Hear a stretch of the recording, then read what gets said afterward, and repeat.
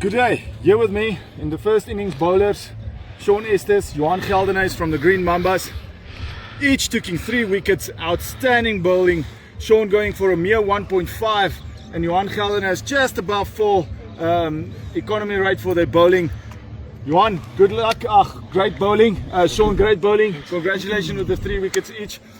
Our pitch report from the middle came back that the wicket is very flat and a bit of grass on it. Did any of you two get turned? A lot. On the right spots, it turned, it gripped nicely. When I eventually got to bowl it onto the pitch, it worked. But Shaun bowled extremely well. Some questions. Shaun, there a bit of competition between the two of you, each taking 3 wickets. Off the Yeah, field, yeah. It's like I told you before the game. The wicket is looking like it's 8 in spin. So yeah. Good stuff. I must say it's a better reading of the pitch conditions today.